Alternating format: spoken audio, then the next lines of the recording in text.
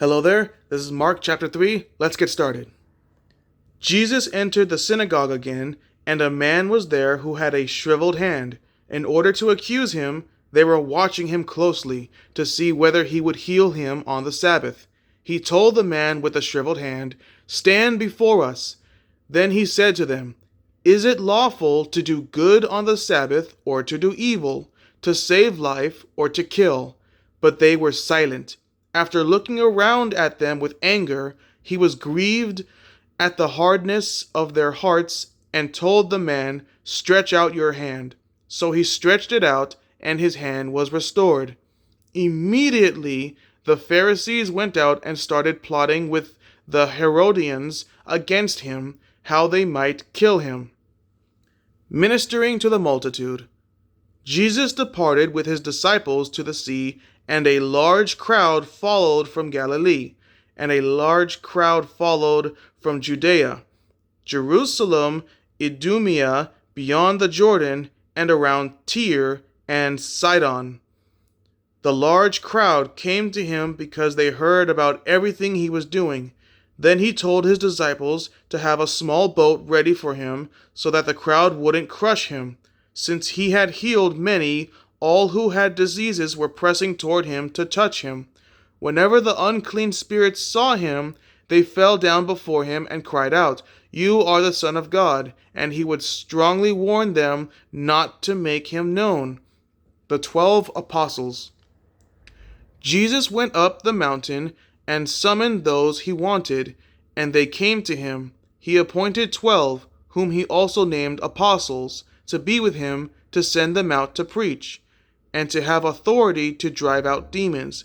He appointed the 12. To Simon he gave the name Peter, and to James, the son of Zebedee, and to his brother John he gave the name Boanerges, that is, sons of thunder, Andrew, Philip, and Bartholomew, Matthew, and Thomas, James, the son of Alphaeus, and Thaddeus, Simon the Zealot, and Judas Iscariot, who also betrayed him.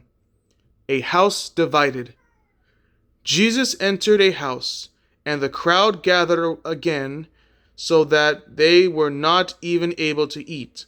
When his family heard this, they set out to restrain him, because they said, "He's out of his mind." The scribes who had come down from Jerusalem said, "He is possessed by Beelzebul, and he drives out demons by the ruler of the demons." So he summoned them and spoke to them in parables. "How can Satan drive out Satan? If a kingdom is divided against itself, that kingdom cannot stand. If a house is divided against itself, that house cannot stand. And if Satan opposes himself and is divided, he cannot stand, but is finished. But no one can enter a strong man's house